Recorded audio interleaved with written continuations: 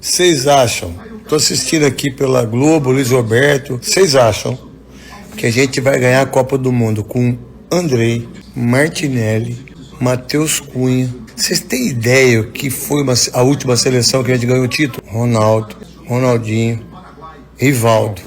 Mas por que não pergunta seu Vinícius Júnior, por que você não faz gol na seleção brasileira? Por que no Real Madrid você joga muito e você ganhou 2 Champions, 2 gols em 2 finais? E por que na seleção você não joga nada? Por que você não... O técnico da seleção vai ter, acima de tudo, fazer com que os caras consigam jogar na seleção que jogam nos seus clubes. O Vini, dos 3 da frente, foi o que tentou um pouco mais, não conseguiu. Não tem a menor ideia. E como a gente está distante dessa turma, distante, né? Não, mas muito distante, né? Você pega Espanha e França, mesmo Alemanha, Portugal, nossa, estamos assim na rabeira deles, na fila. Agora, tem um ano... Então é isso aí, né? Estreia de Carlos Ancelotti, né? Ancelotti estreia pela seleção brasileira empatando em 0-0 com a seleção do Equador, né? 0-0 em Guayaquil. Uma atuação fraca da seleção brasileira, acho que já era uma atuação que a gente já esperava.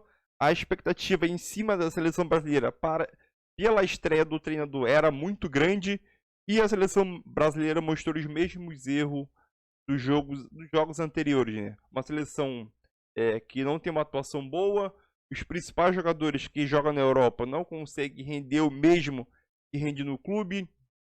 Um ataque ineficaz, novamente foi. Um meio de campo não criou nada ali com Gerson, Casemiro e Bruno Guimarães, não criaram nada. O Casemiro até deu uma consistência defensiva maior para a seleção brasileira. O Alex, né, que estreou na seleção brasileira, acho que foi até bem para mim. O Alexandro, lateral do Flamengo, não. Então acho que esses são alguns pontos aí, né?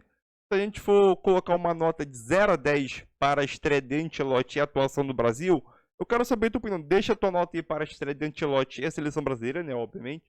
Então, deixa sua nota aí nos comentários, seu like ajuda demais e vamos embora para mais um vídeo aí. Hoje eu acho que dá para afirmar sem muito medo que este jogo que o Brasil acabou de fazer é o segundo jogo mais difícil que o Brasil tem nas eliminatórias de Copa do Mundo. O primeiro, né, não precisamos falar muito, foi a goleada sofrida para a Argentina. A Argentina fora de casa sempre vai ser o mais difícil. Graças a Deus que o Ancelotti não estreou contra a Argentina.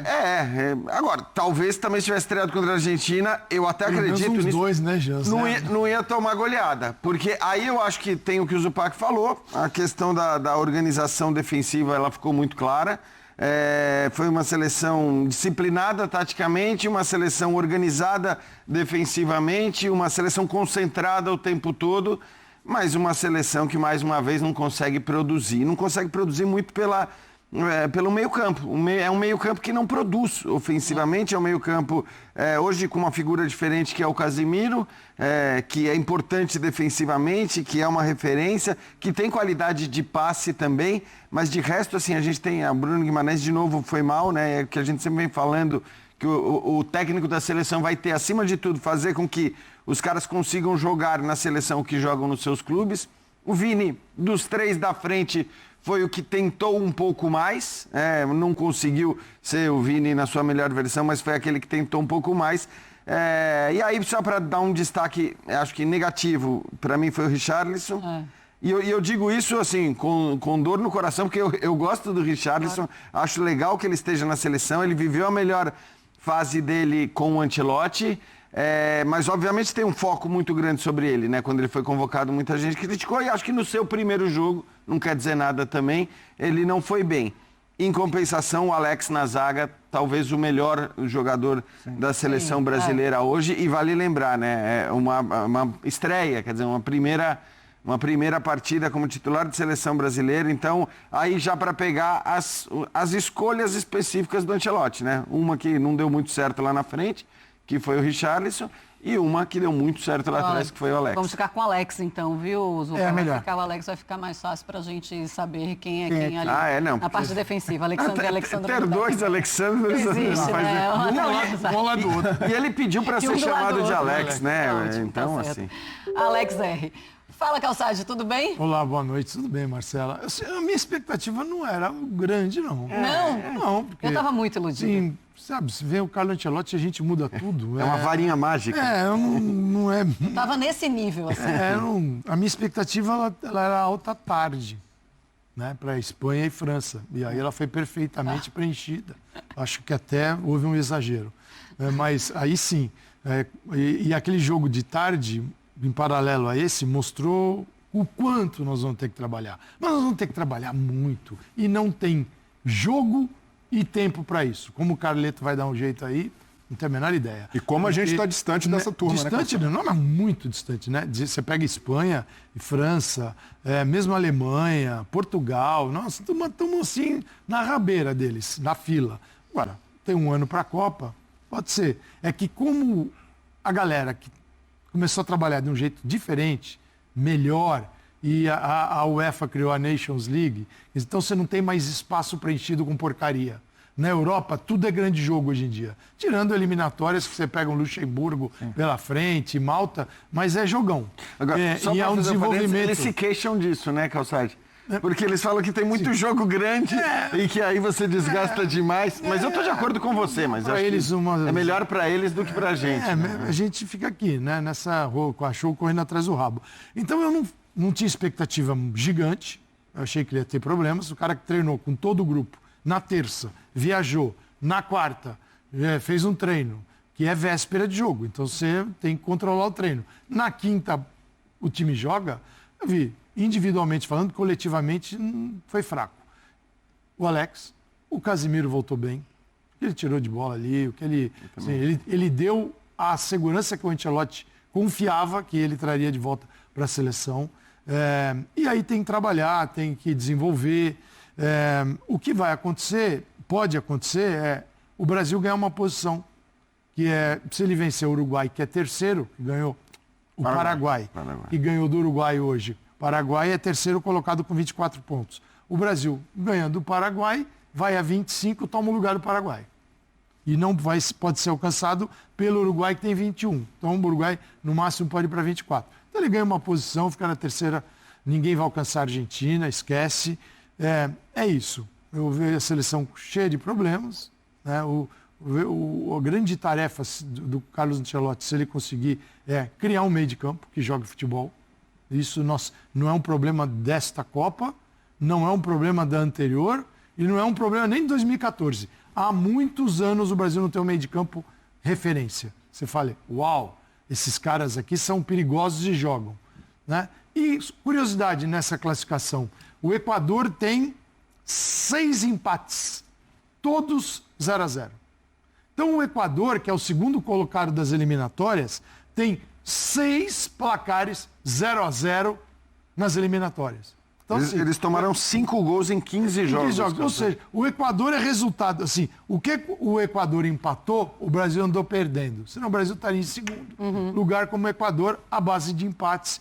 E algumas vitórias foram 7, o Brasil ganhou 6. Mas, sim, não estou... E sobre a expectativa de uma transformação imediata, que, de novo, poderia acontecer, porque o futebol permite, mas não era o lógico, até levando em consideração quem é o técnico que assumiu a seleção brasileira, né? Tipo, qual é a principal característica do Carlo Ancelotti? É ser um transformador, um técnico inventivo? Não, ele é um organizador de equipes. Talvez se tivesse assumido o Brasil um cara como o Guardiola, um cara como o Jürgen Klopp, seria mais natural que a gente conseguisse ver de uma hora para outra algo mais autoral ali acontecendo. A grande virtude do Ancelotti é organizar as suas equipes.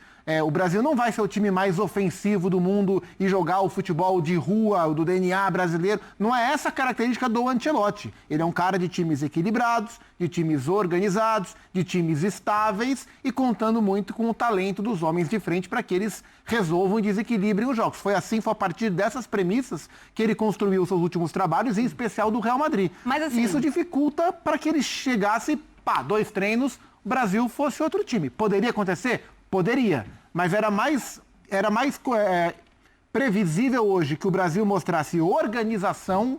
Que foi vista. Mais do que propriamente uma transformação em relação a desempenho e a encaixe de jogo. Mas né? teve alguma mudança, teve alguma melhora? Porque a gente viu um meio de campo mais encorpado, digamos assim, se a gente for fazer uma comparação com o time do Dorival. Mas ainda assim não é da maneira como imaginávamos. Um meio campo que consegue parar a bola, consegue organizar tinha um homem a mais, né? O Dorival jogava só com 2 no meio aí, e com um a mais. 4 atacantes. Eu acho até que... Tem alguma melhora olhando para esse ponto? Então, eu acho até que tem a ver, eu acredito que a gente possa ver, eu não sei aí, o Ancelotti não tem tantos jogos até a Copa do Mundo, mas que a gente possa ver, até mesmo no próximo jogo, eventualmente, o Brasil com um formato diferente.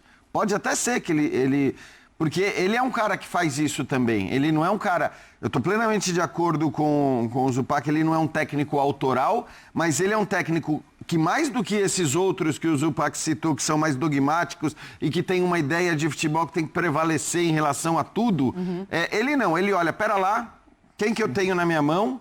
Quem é o meu adversário? Com esses caras que eu tenho, para esse adversário, qual é o melhor time que eu vou escalar? E ele falou isso na coletiva. Exato. Tem hora que vai ser ofensivo, tem hora que vai ser reativo. Ele falou isso. Então pode ser que a gente volte a ver um 4-2-3-1 na seleção brasileira. Hoje, de fato, não fazia sentido, pelo que eu falei. Pela qualidade do adversário, eu acho que pela chance que o Brasil tinha de perder este jogo, porque o Brasil que a gente vinha vendo tinha uma boa chance de perder esse jogo. Então, eu até, para mim, assim, os méritos, a organização defensiva, e de fato, você vai falar, organização defensiva, os laterais subiram muito pouco. Sim, subiram muito pouco, e é um Porque ele preço... quis segurar ele todos na linha. Estavam pra não sempre. ter linha quebrada. É isso. A linha estava sempre montadinha, organizadinha. Acho até que o Wanderson não foi bem, ele errou tecnicamente, mas do ponto de vista tático, a linha lá defensiva estava montada o tempo todo. Os 3 do meio-campo tinham o tempo todo a ajuda do Estevão quando o Brasil perdia a bola e o Brasil. O Vini voltando menos. Fechava. Né? O Vini voltando menos. Richarlison Mas acho que faz sentido, né? dando a sola da chuteira para voltar. Até olhando para... Então, e aí que eu acho essa coisa do empenho, da dedicação, da concentração, tudo isso foi visto. E acho que assim, é algo importante para você ganhar uma Copa do Mundo. É só um primeiro passo, de fato a gente está anos-luz das principais seleções europeias hoje, mas essa é uma realidade e essa realidade não ia mudar depois de um jogo de hoje. Sim. Se o Brasil tivesse ganhado de 4-0 do Equador, talvez se criasse aquela empolgação que foi criada quando o Diniz assumiu, que um monte de gente ficou até preocupado, falando, putz, mas e agora? O que, que a gente vai fazer com o Ancelotti? O que a gente faz com o Ancelotti? É isso, tinha o papo do Ancelotti e as pessoas falando, pô, mas agora o Diniz estreia goleando a a que a gente vai fazer com o Ancelotti? Aí no jogo seguinte, contra o Peru... Exato. Então, assim, vamos, Carleto, aquece.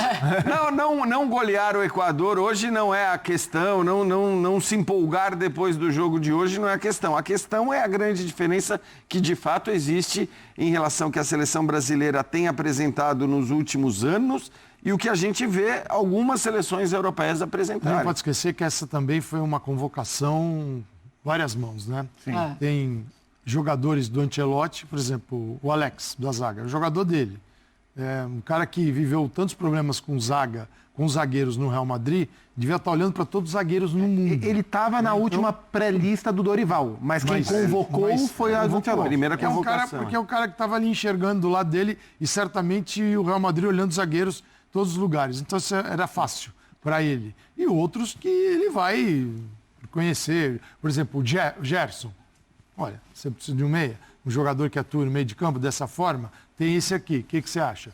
Ele pode até conhecer à distância, mas ele está mais próximo de o Hugo, terceiro goleiro. Ele não conheceu o Hugo. Jamais. Né? Agora, o Richarlison, Casemiro, Danilo, o Alexandre. O Estevão. Esses são muito dele. O Estevão, e ele mesmo falou isso. Eu não conheço o Estevão, estou conhecendo agora, vendo pessoalmente, vi algumas coisas, alguns vídeos. Mas acho que assim, caras que a gente pode afirmar que são dele, né? Assim, Casemiro, o Alex, o Richarlison, o Danilo e o Alexandro.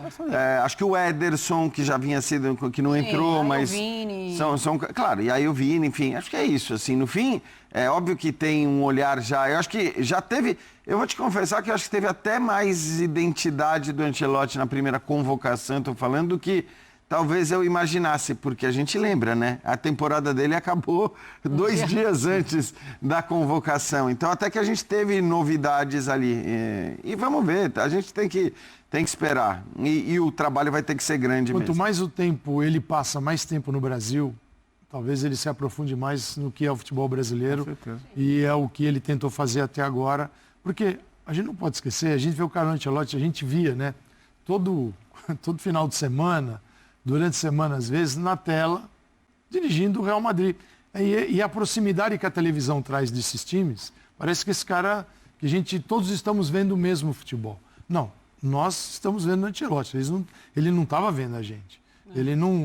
O Brasil é uma novidade, ele tinha ido para Fortaleza uma vez, ele mesmo disse, agora ele está conhecendo as coisas. Foi um choque de realidade talvez seja diferente. Para o Ancelotti ver o time em campo contra o Equador, ele pode ter se assustado com o que ele viu? Eu acho que ele viu aquilo que ele sabia que ia ser duro e não podia perder. Então, acima de tudo, ter um time com uma consistência defensiva para não sair derrotado. Aí ia ser uma pancada forte estrear com derrota. Mas sim, ter Casimiro, uma linha de 4 estruturada, que você viu o Brasil quando perdia a bola, a linha de 4 ali, os defensores com os laterais estavam estruturados. Aí não é trouxa, né? O Richarlison conhece o Ancelotti, sabe o que o Brasil precisa. Ele precisa ganhar uma vaga na seleção. Então ele correu pra caramba. Vinha correr atrás de volante, vinha tirar a bola na lateral. Chegava até a confundir onde é que ele estava jogando. Então, ele voltava. Eu acho que a realidade que ele teve foi quando ele viu que o jogo ficou parado mais de 5 minutos para trocar o pau da bandeira. Ali ele falou, quer passar. E é engraçado, né? E quem é que coloca, né? Eu acho que todo mundo pensou nisso na hora, né? Falou, putz, agora... Você leva alguém para sua casa, ele vai ter na última rodada, casa. Quando for jogar em El Al. Mas eu acho que ele teve um outro choque. Eu acho que ele vai ser um... que ele poderia ter ido para Quito hoje, né? O Equador foi bem bacana. Pegou um calor de 30 graus à noite. Eu acho que ele teve um outro choque, que foi o tamanho do protagonismo dele. Porque por mais que ele seja um dos maiores técnicos da história do futebol, por mais que ele tenha o tamanho que ele tem e tenha exercido esse tamanho no Real Madrid, por todos os clubes onde passou, por mais que ele fosse protagonista, ele nunca foi tão protagonista. Mas não é possível. E eu acho que ele não tem um espelho em casa pra saber. Não, mas eu acho que mas essa na Europa coisa... não tem na Europa, essa... assim, ele é grande, beleza, o Carlo Ancelotti, todo mundo olha assim, só que aí depois vem todos os jogadores do Real Madrid, vem todos os outros técnicos. E passa o Guardiola do lado. Então, assim, esse nível de protagonismo, esse nível de... E todos os relatos de quem está lá, acho que trouxeram essa coisa, dele ser um negócio... E acho que para a própria seleção brasileira isso é uma novidade. Porque a seleção brasileira, acho que nunca teve, eu não consigo me lembrar, pelo menos na história mais do que... o seu técnico como grande protagonista. Mesmo quando o Tite assume com aquela moral lá em cima e tal, era uma coisa mais do Brasil. E tinha o Neymar jogando. E tinha o Neymar em 2016. Isso. E mesmo o jogadores, E é um cara... Né? Isso. E assim, da crença de saber o que... Agora, essa coisa de chegou a seleção brasileira, vai todo mundo pra cima do técnico? Porque é um momento de descrédito, não só da seleção, mas da própria geração, para muita gente. E é contratado nesse momento de descrédito para mim não há nem discussão se ele é o maior técnico da história, porque ele não é, mas um dos maiores técnicos e um dos grandes vencedores da história. Então junta o tamanho do Ancelotti com, infelizmente, o tamanho menor que a seleção se apresentou nos últimos anos e gera essa impressão de que é um ET entre nós. E talvez ele usou o pai ele... Vocês acham? Estou assistindo aqui pela Globo, Luiz Roberto, gente boa, baita narrador. Vocês acham que a gente vai ganhar a Copa do Mundo com Andrei, Martinelli, Matheus Cunha? Vocês têm ideia o que foi a última seleção que a gente ganhou o título? Ronaldo, Ronaldinho, Rivaldo. E ainda tem os babaca ainda que fala do Rivaldo. Cara, juro, não é querer só cornetar, mas que coisa feia, que coisa horrível. Não, e o que mais me deixa impressionado, teve uma bola que o cara meteu com o Matheus Cunha e a bola passou entre as pernas dele. Entre as pernas. Cara, que vergonha. Tá. Parabéns aí. A pergunta pro Vinícius Júnior. E aí, Vinícius Júnior, como é que é a estreia com o nosso querido Carlos Ancelotti? Foi legal, ele é o melhor treinador que eu já tive. Legal. E aí, agora, os ingressos sendo bem vendidos, né? Lá em São Paulo, sempre é, irmão. Mas por que não pergunta assim, Vinícius Júnior, por que você não faz gol na seleção brasileira? Por que no Real Madrid você joga muito e você ganhou 2 Champions, 2 gols em 2 finais? E por que na seleção você não joga nada? Por que você não é um jogador comum na seleção brasileira? O que falta? Qual o esquema que falta, Vinícius Júnior, para você jogar bem na seleção brasileira? Quem que tá errado? É o treinador? É os jogadores? Ou você que não consegue jogar na seleção brasileira, até porque está vestindo a camisa número 10? Não era uma pergunta boa? Então é isso aí, galera. Mais um vídeo aí para o canal, né? Estreia de Carlos Ancelotti pela seleção brasileira, né? Foi uma atuação muito fraca da seleção brasileira aí, né?